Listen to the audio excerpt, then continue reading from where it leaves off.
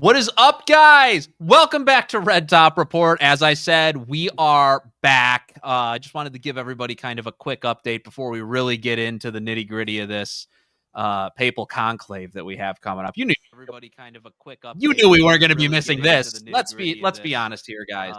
It was inevitable that I covered this. I had to cover this. It's very important. So I have with me, joining me, everybody's favorite.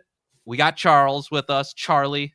You already know the deal. You already know who this man is. He's done several movie reviews. He's been with Red Top Report from the very beginning. We love Charlie, and we're thankful that he's joining us on the stream today. Welcome. Hi, how's it going? Going good. So, I want to just update everybody as we kind of, get into this video and let everybody know that that Red Top Report will be back. We're all looking with this show to try and get it. We're going to get things back up to speed. I'm not expecting to have tons of views on my videos again because I haven't used the channel in about 5 months. But Charlie is one of the volunteers that has agreed to really step up so we can actually do the real show, the full-length episodes with the cuts, the funny videos and this stuff when we have time to do it, because we love the show. That's really the only reason either of us are doing this. And both of us have been kind of just upset that we've been unable to do it. And you can add in anything you want, Charlie, but I just want to let everybody know we're going to be doing the show sporadically when we have some spare time. Both of us are working our jobs now. So yeah, I'm excited. Oh yeah, I'm really excited too. And I can't wait to talk about what we're going to talk about today. And I can't wait to come over and do our next movie review and whatever else we do. Yeah, I'm really excited for what's to come. And obviously, we want everybody watching right now to head over to our Subscribe Star. The link is in the description. And that's where you'll be able to become a supporter. I think our lowest tier is $5 a month. You'll get access to my already completed class on the unalienable rights of the Constitution in there and how it applies to Catholicism. I'm fairly confident. I'm fairly confident that as the channel grows, as we start getting more money, we can cut back on our side projects, hours that we're working on, and devote more and more time to the show. More and more episodes for you guys, more and more entertainment. And I'd like to thank a couple other volunteers who do wish to remain anonymous, and I'm going to protect their privacy, that have also been helping out with the show completely pro bono. So we're really excited about that. Okay, now what you guys are here for, right? I mean, you're not here to hear me yammer on about supporting the show and how the show's coming back and getting updates on my life, though I am sure that you guys are interested to know that I'm a dad now. My son is doing great, super healthy, super tall, by the way, as well. Everything, all good things. We're very happy about our little boy. I'm not going to tell you his name because I don't want Antifa knocking on my door, because I want them to live a full life. Let me just put it that way. So Pope Francis is dead. And I want to start, obviously, with that first and foremost, because Pope Francis had a very turbulent papacy. And it doesn't matter if you liked him or you loved him. I think that we can all acknowledge that it was a very turbulent time. And turbulent's a good word there, especially for who's called the airplane pope. Yeah. Well, no irony. And to his credit, he did not destroy the church like a lot of people thought he would. He didn't destroy the church. He didn't commit any heresies. He didn't instill heresy into, I shouldn't say we all commit heresies. We all commit material heresies all the time, where we say something that, is untrue, maybe unknowingly, but he didn't do anything. He didn't formally enshrine heresy into the magisterium. He didn't do anything like that. At least I don't believe that he did that. I don't believe that any pope is even capable of doing that because of the charism from the Holy Spirit. But Charlie, I mean, just looking at this entire papacy, I have to say, as just a personal reflection, that I can't say that I learned nothing from Pope Francis. I actually learned quite a bit. And I learned about some corruption in the church, first and foremost, I think. I learned how to be less wasteful with my things. As you guys know from one of my older videos, I do have chickens now. I have cut down significantly on waste. I'm starting to grow some of my own food in my backyard. I obviously provide my own eggs, which means I can make my own mayonnaise, and many other things. And anything that I don't eat, I can feed back to my chickens, which then turn it into poop, which I can use as fertilizer for my things. And this is all cutting back on waste. This is a lot of what Pope Francis talked about in Laudato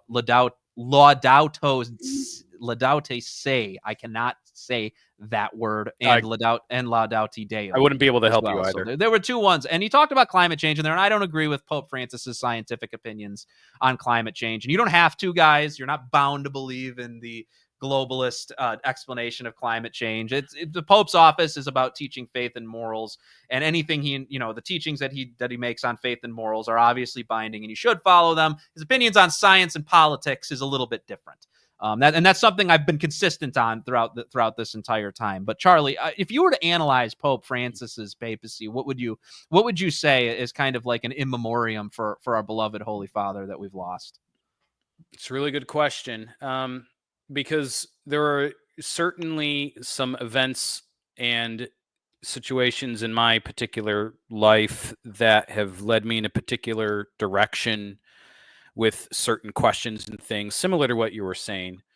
And it's not so much that Pope Francis taught me those things per se, as much as it was Pope Francis was there and he was a focal point for some of these things. So for example, the waste, a lot of, particular type of people, and I would say to some respect, myself included, would say, all that recycling stuff, but let's be honest, recycling is good. It's a good thing. It's objectively good. But what people, it's a loaded term, and what people mean by it when they say it, especially in a political climate, it has,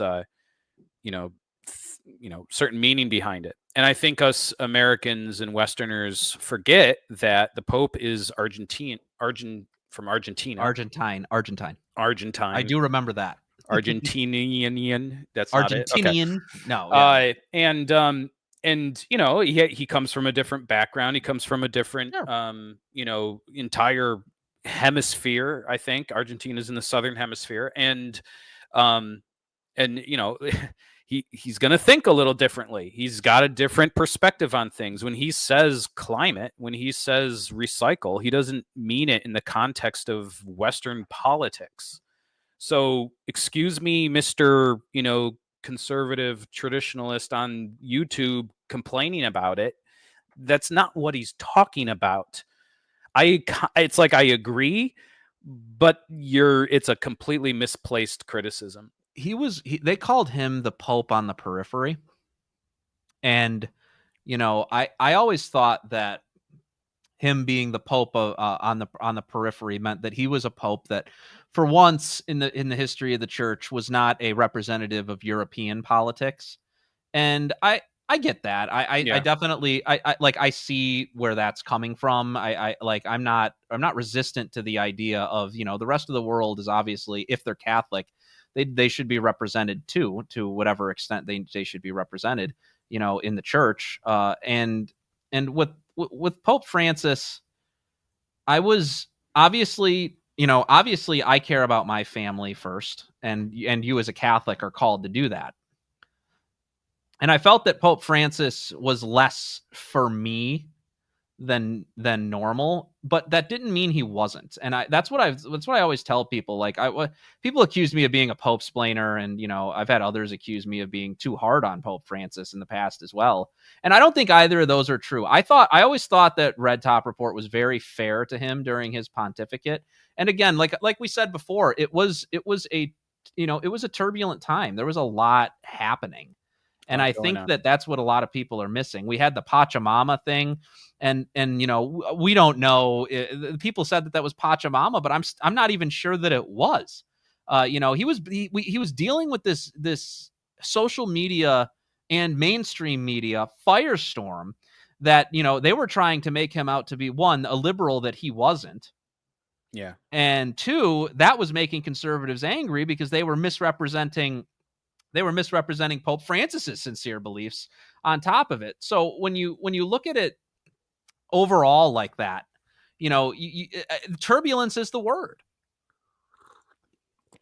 And another important note I want to make is, and this is a nuanced opinion of mine, so bear with me. Pope Francis is on record of saying that, traditionalist, Latin mass going Catholics are rigid. And he reversed, he moved the pendulum in the opposite direction that Benedict did for the Latin mass. And a lot of people don't like that. And frankly speaking, I don't like it either. I think the Latin mass is beautiful, and I think it's there's a place. By the way, that's a discipline. By the way, we're Catholics. You're free to say that, like, I really wish the Latin Mass wasn't being suppressed, and I too really wish the Latin Mass wasn't being suppressed. Yeah, it's a place for certain Catholics, just like a lot of these vernacular masses that the Novus Ordo provides. There's a place for certain types of Catholics that maybe aren't so invested as much of a traditional Western Orthodox Catholic is, and so but on the point of him calling them rigid, yeah, you could say that's an overgeneralization. You could say it's mean-spirited. You could say it's whatever you want. In my personal life experience, I've found that statement to hold true in many instances, in many circumstances, with many people that I have encountered in my life. And that has been one big, huge kind of turning point for me. I used to be, when I was younger, in my young 20s, I was very black and white about things. And you look a little more white to me. And yeah, but I have this dark beard, so that's where the contrast comes in. Yeah. But I have come across very rigid individuals that are those Latin mass going people, and it's rigid to the point where they're anti-biblical, anti-Catholic, like the rad trads, extreme rad trads. Well, just to go into that a little bit, I want to, like one of the things that I felt was really was really good about the Francis papacy is it really showed which Catholics do have the fortitude and the staying power to get through the church, even when the Pope is doing something that you really don't like and that you don't have to like. By the way, you didn't have to like Traditionis Custodes. I didn't like Traditionis Custodes. I thought it was way too hard on these people. But in the end, I almost wonder if I was kind of proven wrong, because so many people came out of the woodwork after Pope Francis did that and started saying that actually he's not really even the Pope, or that Pope Benedict is actually still the Pope, or any laundry list of reasons why actually without the Latin Mass I'm not Catholic anymore.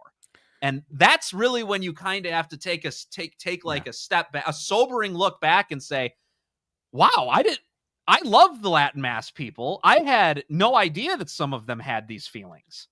I had no idea that they would have felt that way and would have gotten so political that they would take out their anger at a pontificate and let it damn them to hell, or put them in a place of, at the very least, unknowing schism with the Catholic Church, by denying the righteous authority that is the papacy. That's scary. That's a scary thought. And, like, one thing I will say to Pope Francis, he let me take a step back, because I was very much going that direction. A lot of Catholics were very much going that direction, where they thought that actually, Vatican II was a pastoral council. It wasn't. It was an ecumenical council, and what it taught on faith and morals is, in fact, binding Catholic teaching, right? These are things that people, that a lot of us, I think earlier on, if we were Catholic at the time, I know there's a lot of converts and new Catholics that watch the show that were skeptical of the validity of the council itself. And mostly it's because the beginning they talked about it being a pastoral council, and then later on and did wind up enshrining teachings on faith and morals, which through the conciliar process is actually, binding teaching. It's magisterial is one of the things that we like to call it, as are the teachings on faith and morals by the Pope. And that includes Pope Francis, so, this was the tough thing for a lot of Catholics. And one person I'd really like to shout out, he wrote an entire article about this, and it actually got a lot of backlash from people with similar opinions about Pope Francis's papacy, or people that loved Pope Francis's papacy. And that's my friend Sam McCarthy. He wrote an article for Crisis Magazine, and he said that he felt like he had an abusive father, or that he had an absent father. And people were like, you can't say that, you can't do that. I was like, hold on a second. This is a person that's telling me, and this is my brother in Christ, by the way. He's telling me, I felt alone. I felt abandoned. I felt abused. I felt mistreated. Well, I'm very unhappy that he felt that way. And the fact that he wrote it down and told you that he felt that way, like, what, true or not, and he stayed with the church despite that. He defended Pope Francis despite that. He did everything despite his feelings. That's called being a man. And people are running, lots of different people, and it goes anywhere from, it went from YouTube people to, social media people, like attacking him for this piece. And, he was talking about how he received the information and how receiving that information made him feel. I wish more Catholics would do that. I really do. You have a right to how you feel. I can tell you that. Like, nobody can tell you you can't gaslight you into saying you don't feel the way that you feel. Yeah. And I didn't feel quite that bad, but, but if he did, like, I'm sorry, man. And thank goodness that you stuck around through this. Yeah. We got to remember the fourth commandment, honor thy mother and father. And, the Pope is our ultimate spiritual father, right? And there is, but, using the metaphor of how you relate to your own biological father, there is a correct way and there is an incorrect way to criticize him publicly, because he is your father. If you're criticizing some random person, some business owner because they're doing something, that's one thing. And there's even a procedure for that. Maybe you reach out to them first. If it's your own blood and there's a commandment to honor them, then there's a different standard.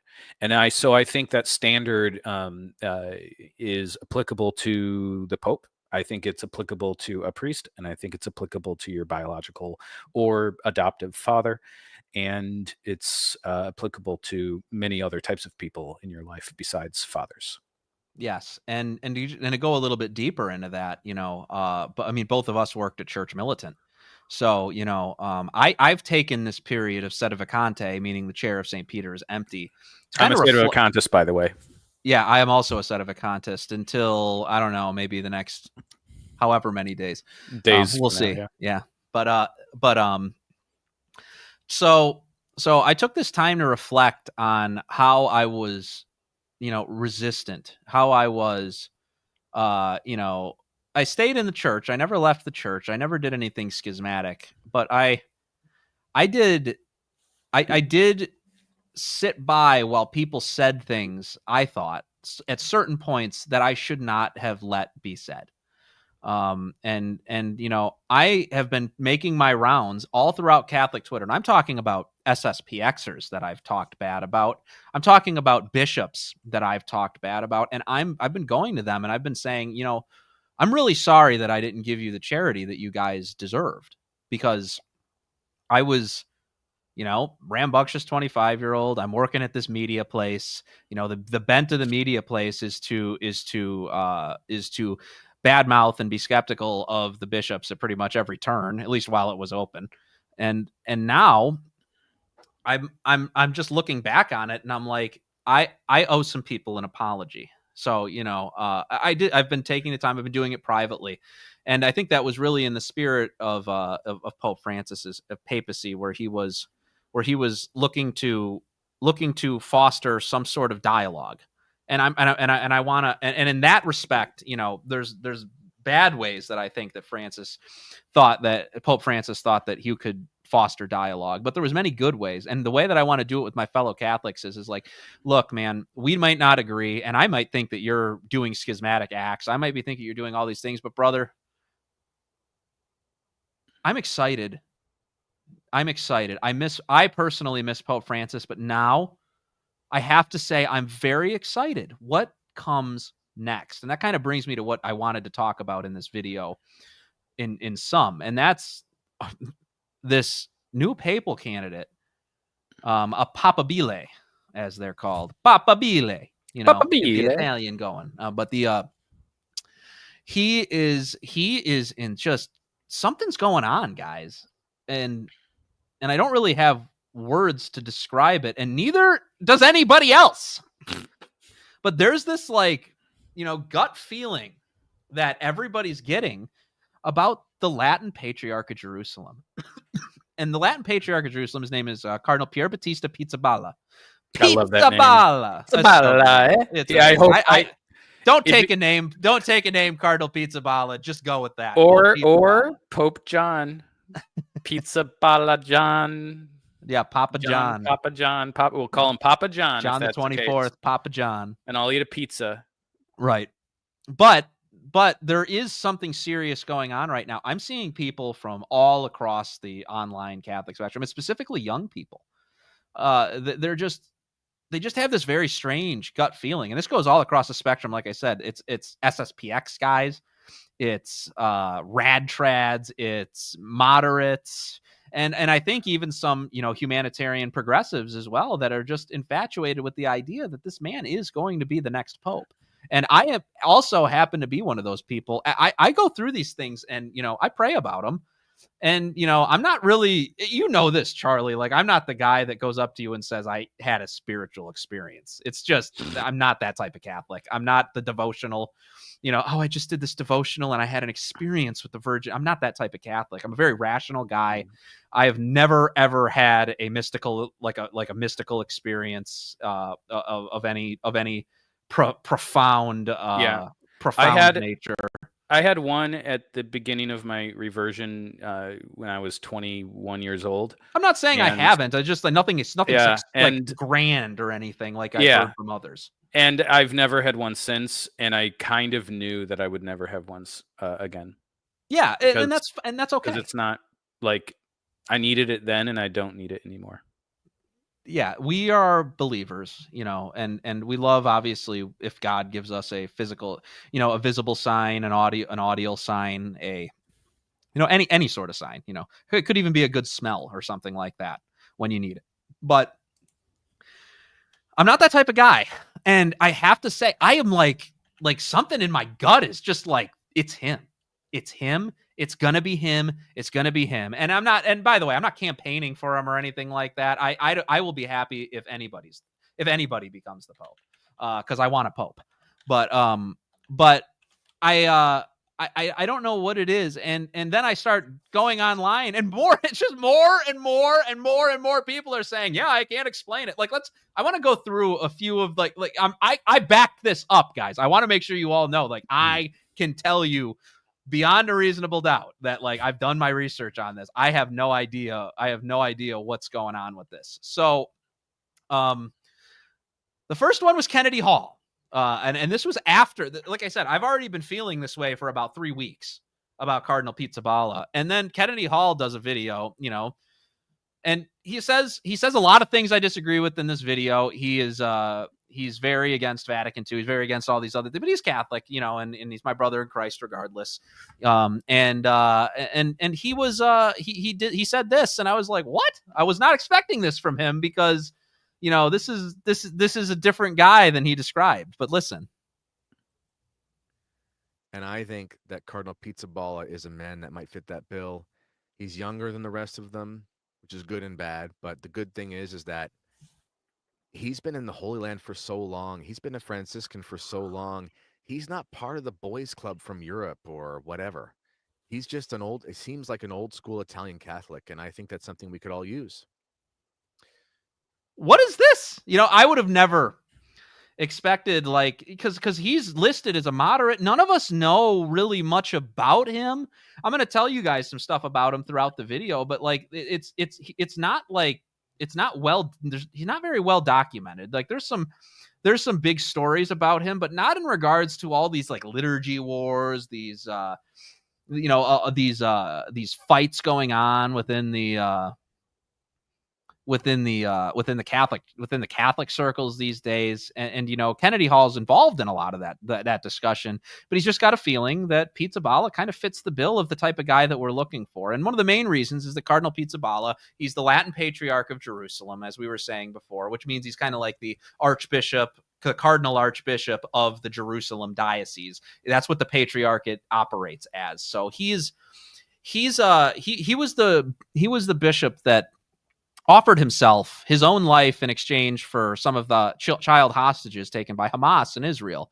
He's fluent in Hebrew, which is the language of the Jews. He's fluent in Arabic, which is the language of the Muslims. He's fluent in English, which is the most spoken language in the world, and he knows Italian and Latin.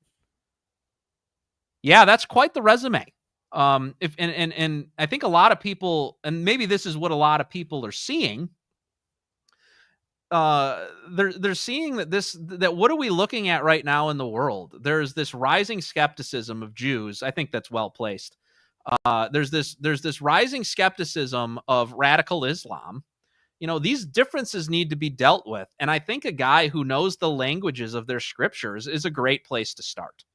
That is a very good point. Yeah. I now want him to be the Pope even more than I already did based on his name. Yeah, and that's kind of what I'm saying. Like, he's got this unique skill set. And people tell me not only does Cardinal Pizzaballa know Hebrew, he knows Hebrew so well that Jewish rabbis will come into his masses to listen to the homilies because he speaks Hebrew so beautifully for a Gentile. I have it. I think I scrolled past it. He actually translated biblical texts into Hebrew for Catholics in communities in Israel. That's how good he is at Hebrew. He's translating. And I can tell you, guys, like the church, so many. I don't know how many people know this story, but the Jews were expelled from the Vatican. It was under Pope Pius V, I believe, and it was because a Jewish convert translated the Talmud for him. So that's how hard the church didn't even know really what the Talmud said until, let me look at, I can actually look this up for everybody to know. Let's see.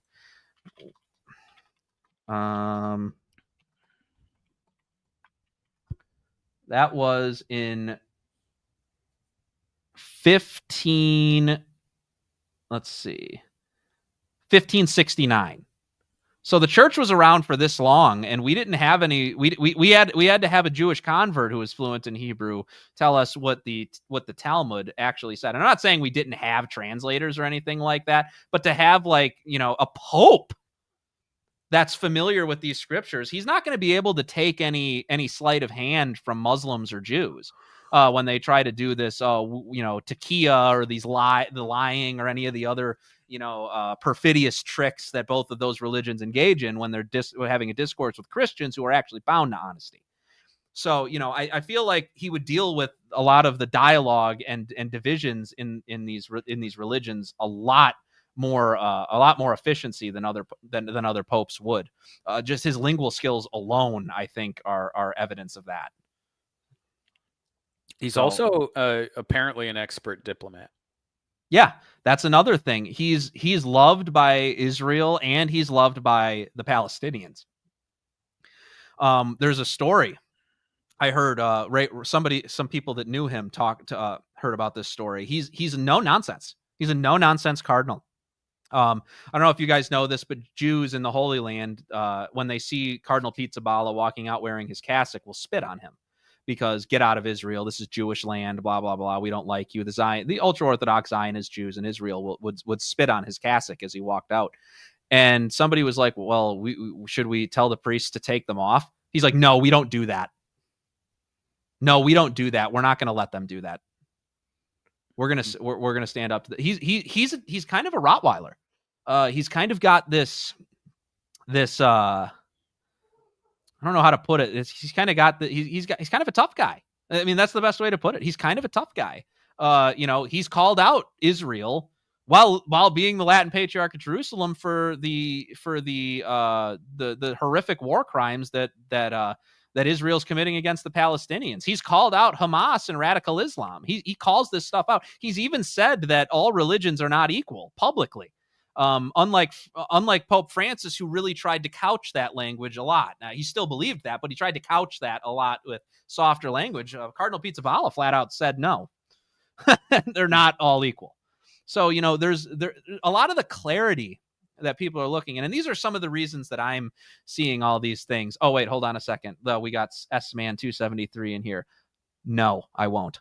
All right, that was that. Let's move on from that. So what we're looking at with Cardinal Pizzaballa is somebody who actually has some natural leadership skills, natural bravery, because he offered his own life in exchange for others. He just seems like a man. Is that a good way to put it, Charlie? Like, he seems like a real man. Yeah, I mean, I know close to nothing about him. I've heard his name for the first time that I can recall since Pope Francis's death. But everything I've heard so far, I like, especially his name. I heard about him a couple years, like maybe a year ago or something like that, maybe 2 years ago, of something about the Israel-Hamas situation. But like outside of that, like he was just a cardinal. I didn't really know much about him at all. And let's say he used some colorful language for gay people in the past too. I don't want to get the stream taken down, but you know what I'm talking about, boys. He'd also talked about there being gay rings involved as well, homosexual rings, which is something that we have talked about for the longest time. They do exist. They do exist among priests. They do exist among bishops sometimes even as well. And somebody that's cognizant and knowledgeable of those, and somebody who seemingly is a tough guy and cares about what's right, maybe he'll be able to solve that problem. That the remnants of the McCarrick allies. Maybe just dig them out of the church and put it back on track once and for all. Well, if that's true, I can think of one or two cardinals from the United States that aren't going to be voting for Pizzaballa. Well, I think that's largely true. Yeah. Do we want to name names? I don't know. Maybe we'll save that for but it's a lot of people too. I mean, right here, it's even being reported in the news. Like he's something in the popularity game is happening here, because these are people on the ground at the Vatican. There's a growing support, and it's making me wonder. It's making me kind of wonder, because people all think of him as a moderate. They think of him as a humanitarian. They think of him as a biblical scholar, and they think of him as a brave, as somebody who celebrates several different rites of liturgies, because there's so many different churches, and every rite wants to be in Jerusalem, the holy city. So he deals with a lot of that. He does all of his masses ad orientem, which means facing the altar. He's very reverent with his masses. You just check these boxes. You check these boxes off. And this is, like I said, I had a feeling he was going to be Pope, and I had this desire for him to be the Pope before I knew any of these things about it. All I knew about it was the Hamas thing, before him wanting to trade himself for Hamas before this. And I'm a little intrigued, to say the least, that I had the need to make this video, that I had the need to kind of highlight this. I mean, this is me talking with Anthony from Avoiding Babylon. He says it too. He's like, I don't know why, but I have a feeling it's going to be him. Like, we don't know. He even says it. We don't really know much about him, but something about a man leading persecuted Christians is appealing. I agree with that. And he's Italian on top of it. And we all know how much cardinals like electing Italian popes. It would be really good, I think, for the church to. JP2 was the first non-Italian pope in a long time, correct? I believe so. Yes. Yeah. So he would be the first Italian pope. I don't recall which year, I could look it up, which year JP2 was elected. Do you know that off the top There of your hasn't. head? Well, Pope Francis was Italian, but from Argentina. Wow. Yeah, we won't count. So he was 100. He was Italian ethnically. So I don't know if I would count that or not count that, but he was ethnically Italian. Just to clarify for you. JP2 was elected in 78.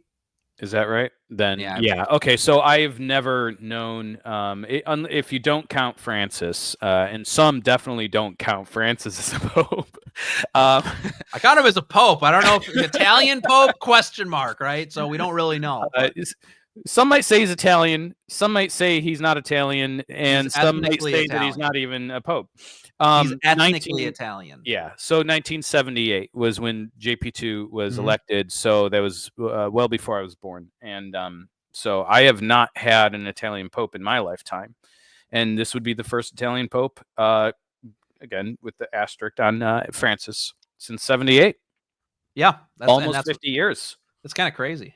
Yeah. It is. So, moving forward, the one of the priests, I forget his name, what it says, Father Gerald Murray, has also these are experts. It's not just, Joe Ender's gut feeling here. The experts, are seeing it too. So, you have this, on Raymond Arroyo's, show. He's doing like the Conclave Crew. That's what he's calling it. He's doing his thing. So he did his second episode on that. And Pizzaballa came up in this discussion as well. And this is what the priest had to say. I think he's an excellent chance of being elected. I think he's a attractive candidate for the reasons that you said. The fact is that his first name is Pierre, which is an abbreviation of Pietro. So Peter Battista, John the Baptist, Peter from Jerusalem, becoming the successor of Peter in Rome. It has a good ring to it. Yeah. I think he carries himself with the dignity and the self-assertiveness that's required to be a Catholic bishop in a very troubled region. So I think he would be a good match for the challenges that the Roman Curia faces. I mean, they're running out of money. They've had, kind of a reorganization, which has really caused some disorganization. So there are a lot of things needing to be done. I think he'd be a man at age 60 with the energy and the knowledge to do it. No, I hear his name being whispered about by different groups of people, not only, traditional cardinals, but those who are new to this game and have just arrived. Bob, I see Pizzaballa as a compromise. That gives him a major advantage, by the way. That gives him a major advantage because the Cardinals don't really know each other right now. Yeah. They just know what they've heard about each other. Because you got to remember that Pope Francis has appointed about 80% of those Cardinals. Yep, there are a whole bunch of people from around the world that all are around coming to one place, and many of them don't speak the same language, and they got to get to know each other and decide which one of them is going to become the king of the Vatican City. Yeah, and so I don't know, when you put it in perspective, like you think about that, like Pope Francis put all these cardinals quote unquote on the peripheries. And looking at these periphery cardinals, they're going to see him as a representative of the global South in Jerusalem. Persecuted. He deals with persecuted Christians, persecuted Catholics. This is his forte. Like he has the appeal. If anybody, I believe this. If anybody actually has the appeal to reach out to those global South cardinals, those moderate cardinals that are like, I don't know about Burke or Surratt or Mueller. Yeah, Burke's never getting elected. They're not going to get elected, in my opinion. I think they're too controversial. I love them, but I think that they're too controversial, and I don't see any a lot of the people talking about that. It's questionable, and that's a benefit for Cardinal Ranjith too, who's from India or from Sri Lanka, sorry.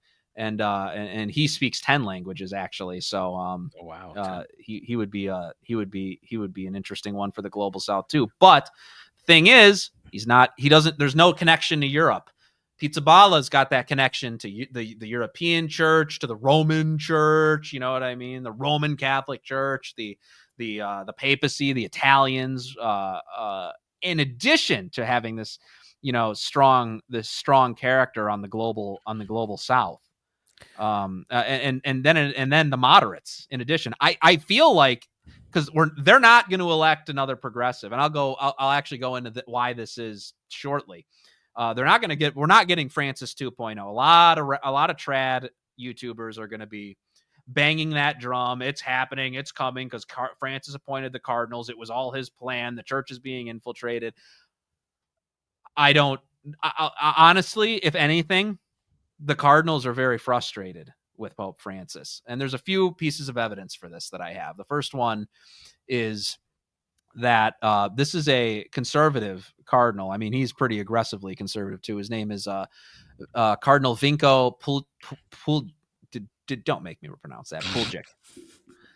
I can't help. He was not going to be a voting member of this conclave. He was that's the word. Arch conservatives is what Catholic satellite said. And fair assessment. We heard him talk earlier. Wow. Yeah, he is. That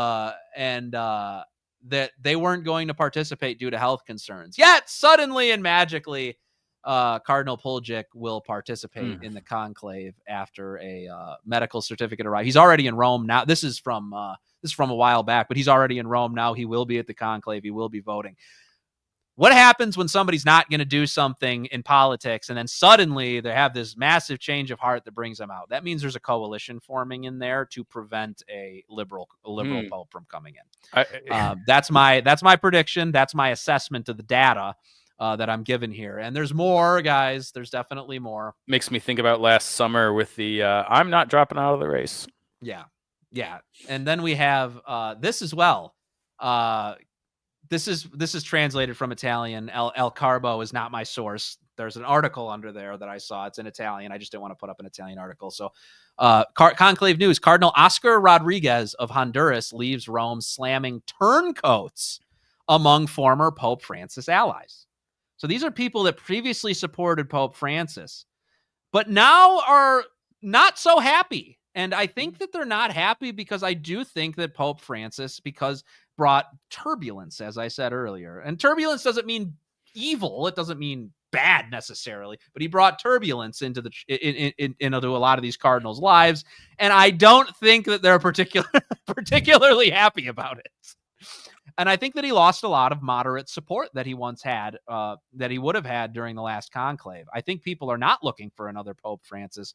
And people are like, oh, well, what about Parolin? Well, you think about Parolin, his biggest known thing is him doing that Vatican-China deal, which was a failure because they're currently disobeying it by consecrating bishops. The Communist Party is consecrating bishops without there being a pope to approve them. That's not allowed at all. Ask the SSPX. It's bad. It's a failure on his part. It's a blunder. Recent documents came out that Cardinal Parolin's signature was on a scandalous London property deal that that they used charity money to buy luxury condos in London. So you have all of these things going on with him, and he even had a panic attack which tells me things aren't going well. Things aren't going well for Cardinal Parolin, the alleged legal or the alleged leading papabile, the leading papabile in the for this conclave. I don't think I highly doubt that he's got too much baggage. Tagle, same thing. The other one that's supposed to be quote unquote Francis 2.0. We got there's putting out videos of him singing "Imagine" by John Lennon, and I think. What are you doing, Cardinal? No. I think a cardinal that tries to rap to, connect with the youth should automatically be disqualified from becoming the Pope. That is the most cringiest thing in the world. We're gonna if Pope Tagle comes out, we'll be happy. God bless Pope Tagle and his. No more rapping. Please don't rap Don't be the rapping Pope. Don't be the Oh, singing my. Imagine by John Lennon Pope. Just put that all behind you. We don't want that. It's not cool. You're not connecting with us, and we don't like you more for it. No, No one. please, none of that. Maybe Please, none of that. Maybe an infant baby might. Yeah. No, thank you. No, thank you. So, if you're hearing about turncoats, that's like, again, not a Francis 2.0. They're looking for a compromise candidate. And I do think that the trads are looking to stonewall this time around. They're not settling this time because they're very upset about the Francis Papacy and Traditionis Custodes, the Fiducia Supplicans. They're upset about as well. The one about the quote unquote gay blessings that really wasn't about gay blessings. That's a bigger discussion. You can go watch my video on that one if you want. That was complicated and messy, but it was well, and that's another thing that the conservative cardinals didn't like, is that his encyclicals were messy. They were hard. It was hard to find the truth, to pull the truth out of what he was saying, because there was a lot of gobbledygook in between, couched language to make people feel a little less threatened by what was being saying, and I don't agree with that approach. There's two things that are true about that situation, and they don't contradict each other. One is that it's not a good thing that the language is vague and isn't really clear, and people are interpreting it this way and that way and the other way. The other thing that's also true is it's not doing what so many Western, rad trad YouTubers are saying it's doing. And there have been fake news articles written about that specific situation. One of them, I know the author, and I won't say his name. I knew the author, and it was wrong, and it was fake news, and I confronted the people responsible, and it was, well, but we make mistakes sometimes, and it's you know what, that is hypocritical. Imagine not only lying, but lying about the Pope. That's bad.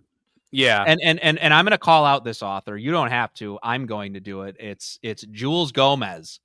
That guy. Yep. Is if he's Catholic, it's barely. He wrote fake news about the Pope. He wrote fake news about the Pope. He was reprimanded by me, by Charlie, and told that what was written about was wrong.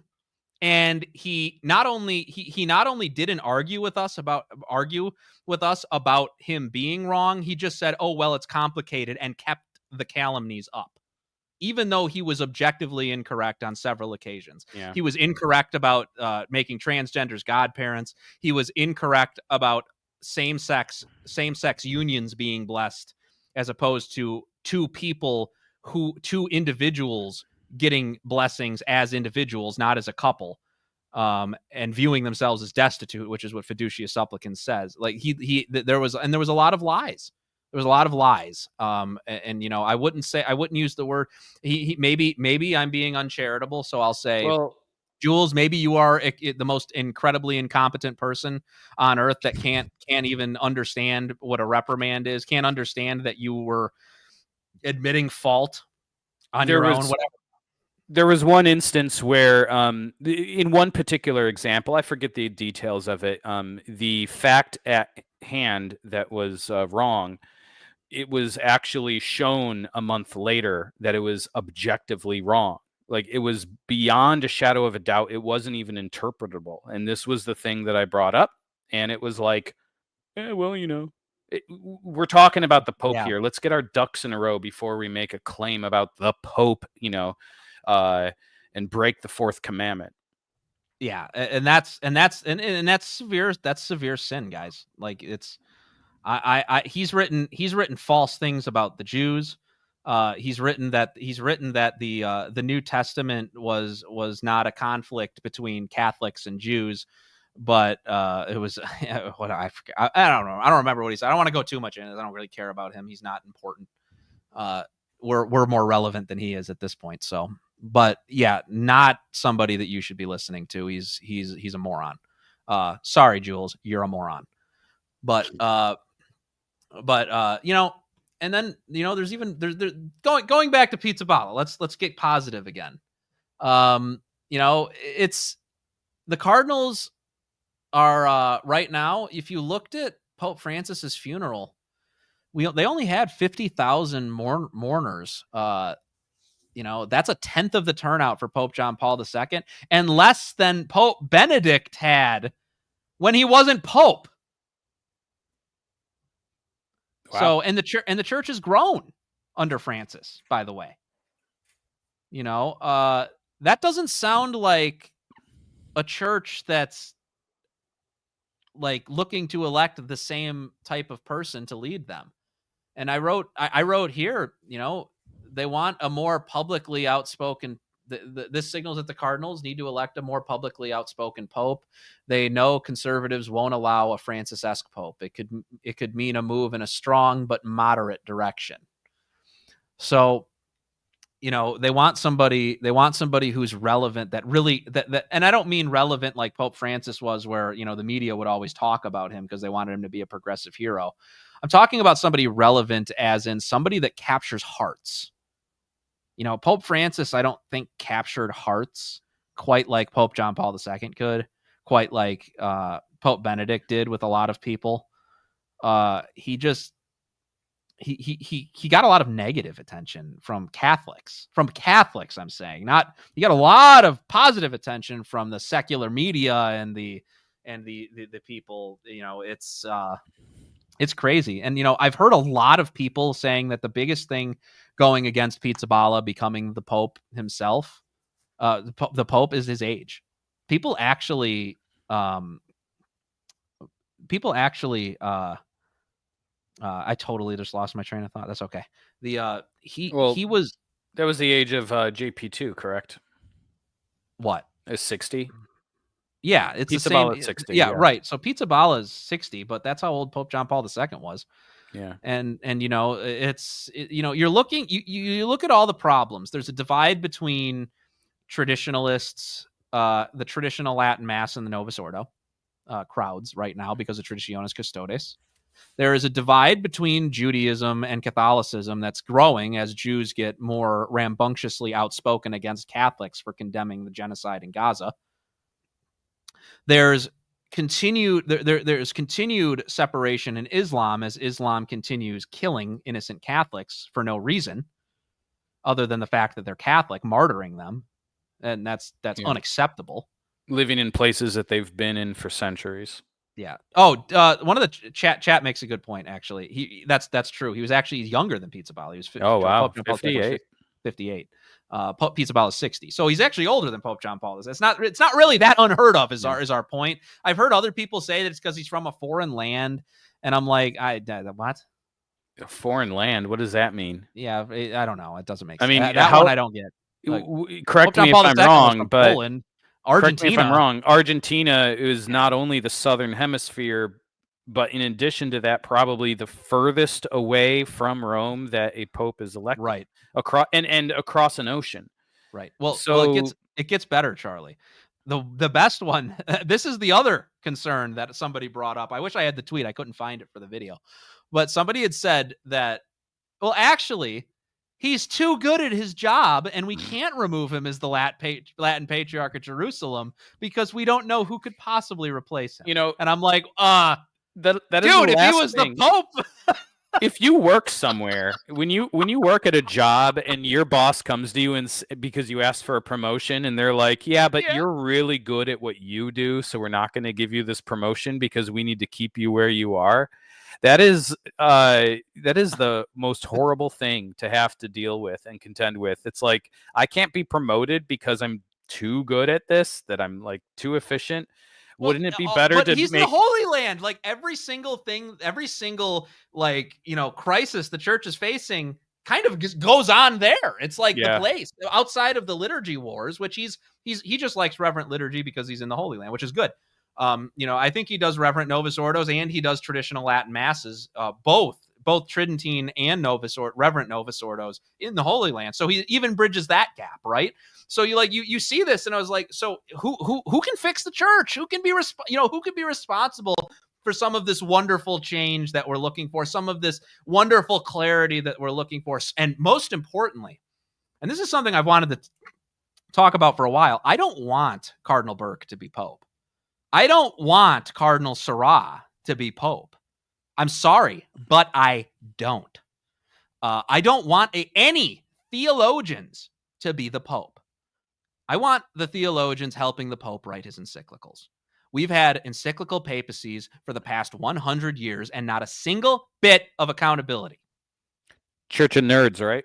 Church of nerds. I don't want a nerd pope. I want a pope that can beat the crap out of any cardinal in the Catholic Church. And I want him to be able to punish people, be willing to punish people for their actions. Speaking of nerds versus Chads here, fun fact, if elected, Pizzaballa would be the first pope in over 300 years to be bearded.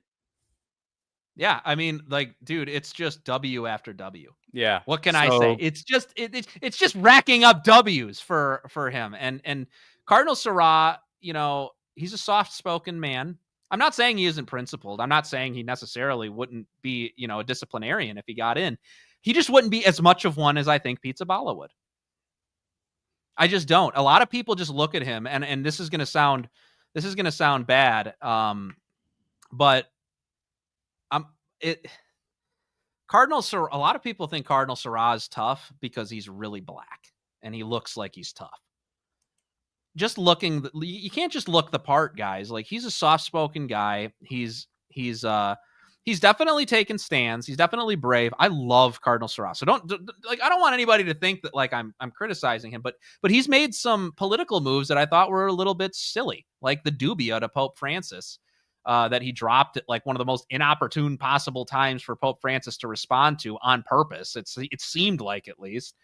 He made a fool of himself, and it made a lot of the Cardinals angry. It's just these are the types of reasons that I don't think that he's going to be the type of leader. I mean, in the words of the Louisiana philosopher. Is he from Louisiana? I think he's from Louisiana. And Louisiana philosopher Lil Wayne. Real G's move in silence like lasagna. I want a real G to be the Pope this time around, right? So, you know, Pizzaballa has very, very, very orthodox opinions, and I don't think that him and Sarah are too far apart. And he's also younger. Cardinal Sarah is, you know, 79 years old. Like, next year he wouldn't be able to vote. Well, that's how old he is. I don't want a short papacy. I want I want a long, vibrant papacy. As long as he's good. If he's good, yes. right? Yeah, right. So you look at, it's just not the right. He's not the right guy. I would love Cardinal Sarah to help. You know, let's say we get Pope Pizzaballa. You know, I would love him to help with the encyclicals on life, evangelization, the liturgy, and the family. And I would love to see Cardinal Burke help with those things because they're brilliant. They're brilliant. I really think that they're an asset to the church. They're some of the most brilliant men that the church has ever had. And in addition to that, I would say they're wonderful, and they fought for a very long time, and they deserve a pope that's receptive to them. And I believe that Pizzaballa would be. Yeah. Nerds don't make good leaders. Yeah, you know, I just want to. This is so. Listen to this. So this is from Matt Fouch. He says, "You say that you don't want Burke, but do you realize Cardinal Cupich and others like him are a scary possibility?" I don't think so. I just don't think so. I would rather Burke than Cupich, 100%. I would rather any cardinal than Cupich. Yeah, I think just put it that way. Cupich needs to have his red hat taken off and stomped on, and he needs to be defrocked and turned into a layman. And again, I don't see Burke actually doing that. He's a very studied academic character. He's not. I want a guy that yells. Let me put it that way. I want a guy that yells to be the Pope. Oh no, man. No. What do you think? I like Cupich?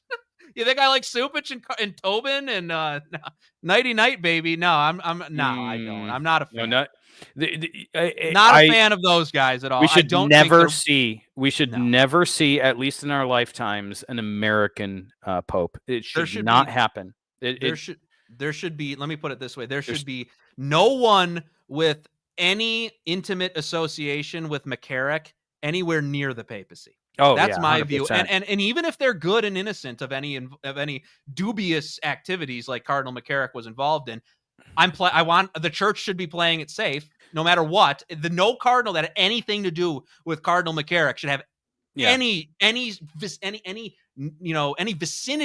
I would go as anywhere far in the vicinity. I would go as far as to say any cardinal whose first language is English should not be the Pope, and I suppose that would include Burke. And the simple reason that American politics is completely Americanism is Protestant in nature, which has its benefits, but it also is Protestant in nature. It's anti-Catholic. It's doesn't have its benefits. Don't you lie to these people. Yeah. So well, it's Christian at least, but that's my point. Right. But it's the American way is great for individuals to be able to have freedoms, but that's not exactly specifically a Catholic virtue. It's or a Catholic quality. We are subject to the church, but as an American, I'm a free, independent, sovereign entity. Yeah, we're not in a position for American politics, both especially liberal but also conservative, are just not like the same as they're not analogous to, and it infects our thinking so much. American, can I just put it bluntly? American non government organizations and government organizations. So you're looking at like your NGOs, nonprofits, corporations, and government in the United States is heavily influenced by Israel. Again, this goes back to why Pizzaballa is a good person. He knows this. These people, you can't live in the Holy Land and not know that in America, Israel is America's best friend, and that is not a Christian country. I don't know what to tell people. Like the Holy Land, unfortunately, we all dream of it being one, is not a Christian country, and Cardinal Pizzaballa knows that as well because he lives there. And we in America bend over backwards for Israel. We will give them aid whenever they ask for it, billions and billions of dollars in aid. We'll give them weapons. We'll give them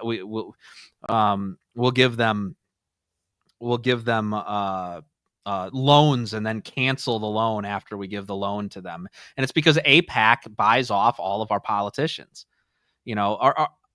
Getting involved in American life, it's almost illegal to be a critic of Israel.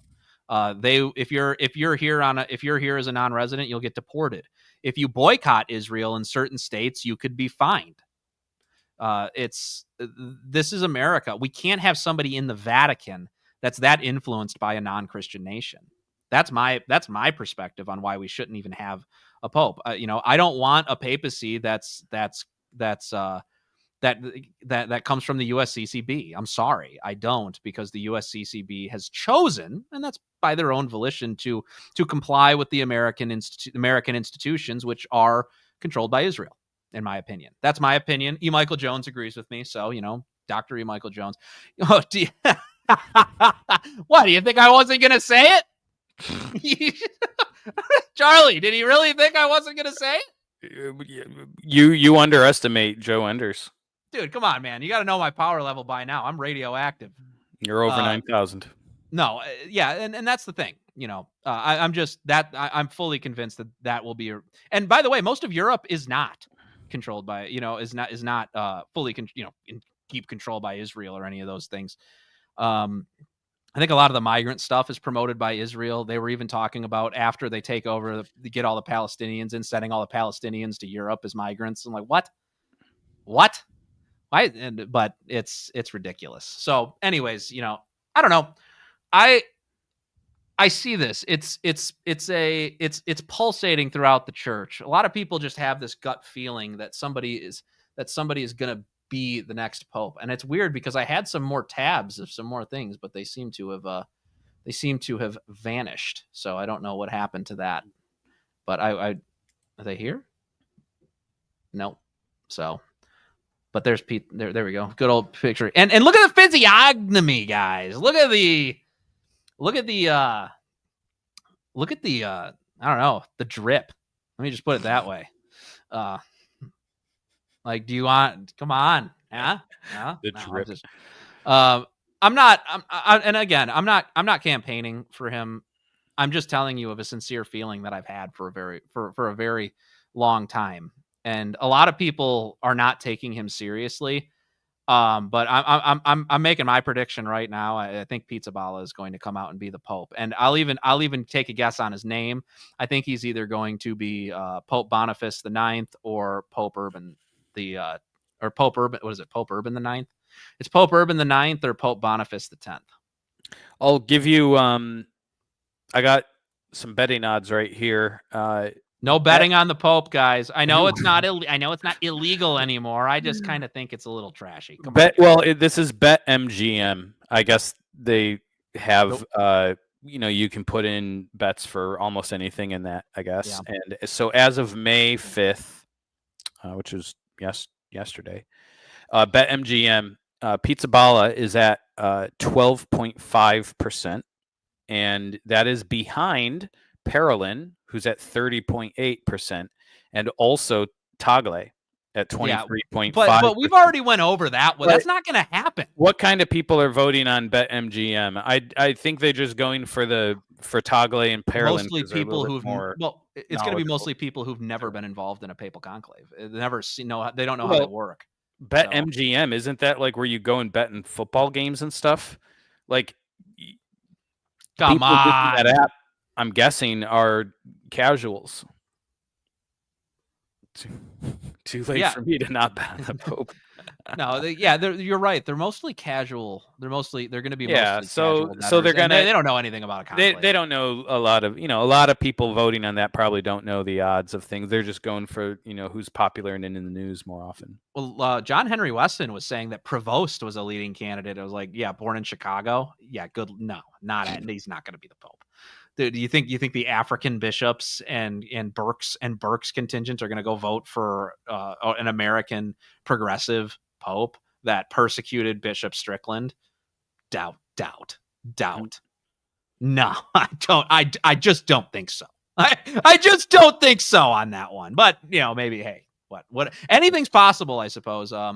There's people talking about Zuppi a little bit. There's people talking about a few other guys, but I don't know. Nobody has it's aura, the Zoomer word. Pizzaballa's got the aura, man.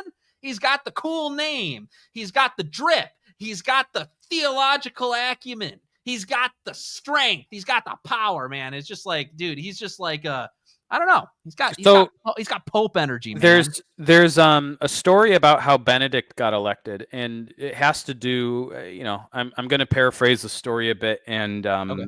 I don't remember all the details, but he would come into the Vatican because Benedict, before, when he was Ratzinger, was a part of the help me out here, at the time it would have been the Congregation for the Doctrine of the Faith. Now it's the CDF. Okay, CDF, yeah. So at the time it was the CDF, and so he would go in and out of Rome a lot, and he got to know the people there, and he got to know the bishops that were coming in and out, and he'd be friendly to them. And also, while a lot of high and mighty bishops, especially from the West, will come in and they'll have their limousines and they'll come in and they're all, Ratzinger at the time would help the poor bishops and cardinals that are coming into the Vatican and don't know where they're going because they're from Africa or they're from some Asian country. Right. They don't know where they're going. They don't know what's going on, and they don't have money like these Western and Charlie, jerks who are all high and mighty. Right. So he helped them out. And Charlie. Yeah. Guess who all of the bishops around the world do know about? The one who offered his life for the hostages. Yeah. I mean, it just makes sense, man. Yeah. This is good analysis. Guys, can we get some W's in chat if this is good analysis? Because I just like, it all just makes sense to me. Yeah. It all fits together like a puzzle. Benedict got all of the unknown third world cardinals to vote for him, not intending for it.